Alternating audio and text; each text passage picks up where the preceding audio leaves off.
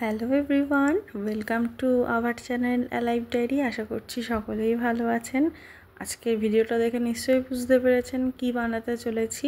একদম ঠিক ধরেছেন, ফুলকো ফুলকো মটরশুঁটির কচুরি।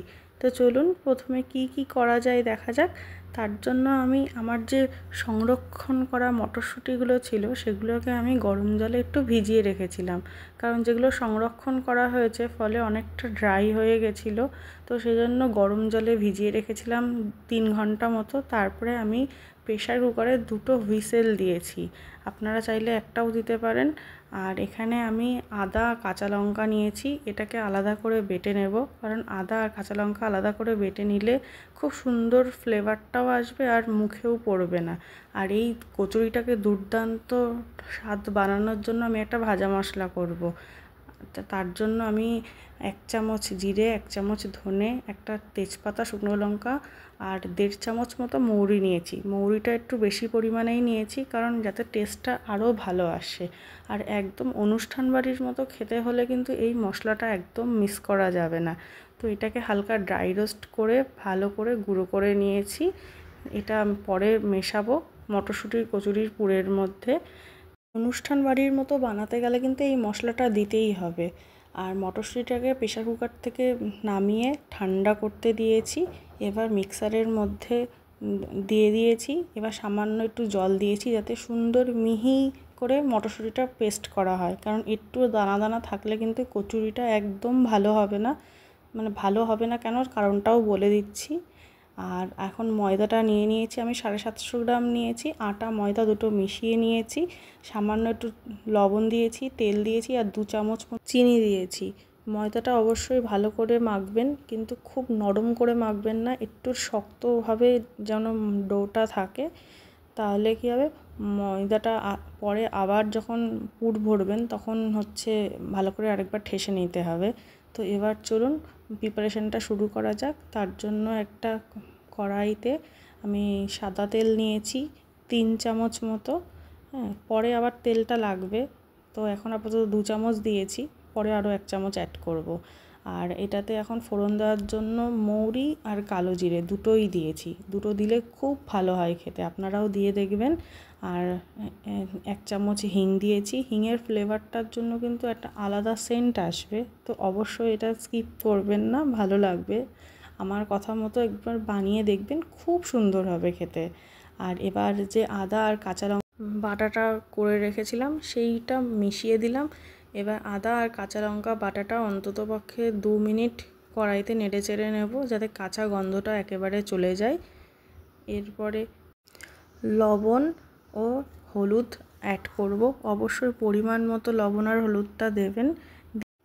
এরপরে মটরশুঁটির পেস্টটা দিয়ে ভালো করে নাড়াচাড়া করে নেব। মটরশুঁটির পেস্টটা ততক্ষণ অবধি নাড়াচাড়া করতে হবে যতক্ষণ না অবধি ভালো করে মশলাটার সাথে মিশে যায়।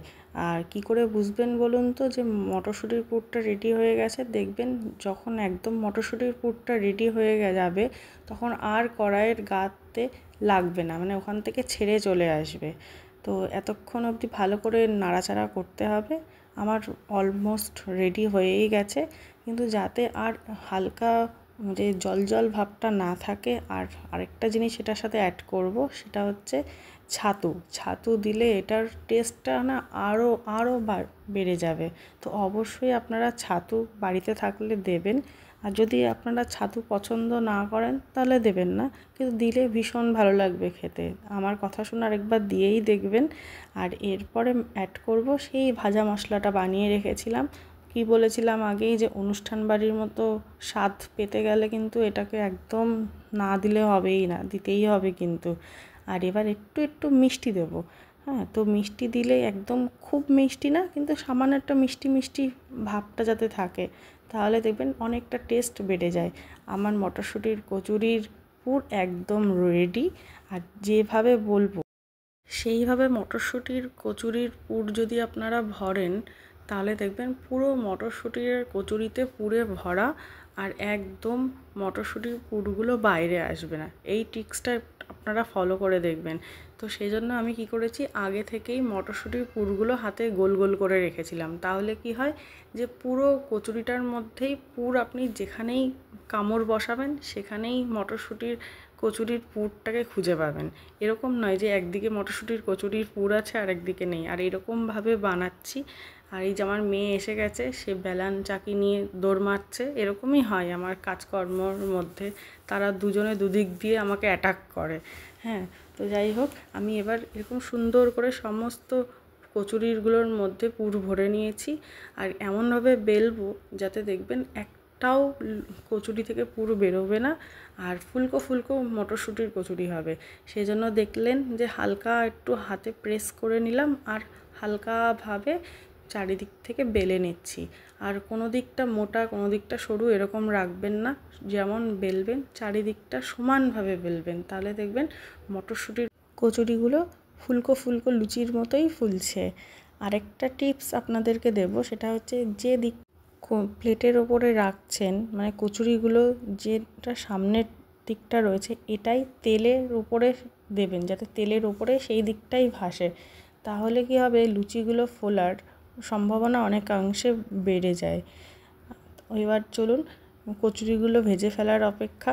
কচুরিকে ফোলাতে হলে কিন্তু অবশ্যই বেশি করে তেল দিতে হবে, আর তেলের টেম্পারেচারটাও কিন্তু ঠিকঠাক রাখতে হবে। সেই জন্য আমি একবার চেক করে দেখলাম, তেলটা ভালো মতো গরম হয়ে গেলেই তারপরে আপনারা মটরশুঁটির কচুরিটা দেবেন। আর কচুরিটার মাঝখানে একটু খুন্তি দিয়ে প্রেস করবেন আর চারিদিক দিয়ে তেলগুলো কচুরিগুলোর ওপর দিয়ে দেবেন। দেখবেন সঙ্গে সঙ্গে মটরশুঁটির কচুরিগুলো একদম বলের মতো ফুলে উঠেছে। কচুরিগুলো ফুললে নিজেদেরও মনটা কত আনন্দ হয় না বলুন। আবারও আরেকটা কচুরি দিয়ে দেখাচ্ছি যে কিভাবে ফোলাতে হবে। মাঝখানে হালকা একটু প্রেস করেছি আর চারিদিক দিয়ে তেলগুলো কচুরির ওপরে দিয়ে দিচ্ছি, আর এর ফলে কচুরিগুলো ফুলে উঠছে।